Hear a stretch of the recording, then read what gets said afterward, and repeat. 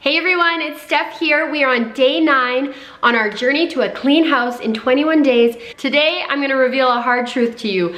Laundry, you're never gonna get caught up, so let's just find a system to make it as easy as possible to generally stay on top of it. So just like with dishes, you're gonna wanna figure out a system that works best for you and your family.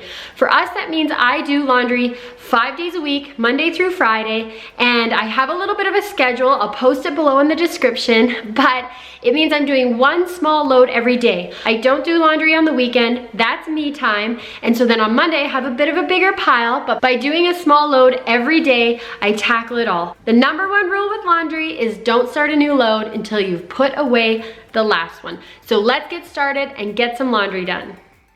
So one awesome trick I found for keeping general laundry messiness at bay is having a laundry basket in every possible room in your house. So I have them in all of the bedrooms, obviously in the laundry room, and then in the bathroom as well.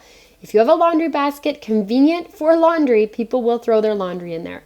So here I am starting my Wednesday load. Wednesdays is a clothing day. I'm doing my kids' clothes today. I throw them in first thing in the morning, switch them over at lunch, and then in the evening, usually once my husband's home, I'll pull them out and sort them. I don't fold my kids' clothes especially because I find they just mess everything up anyways, and it takes me 2 minutes to get the laundry done.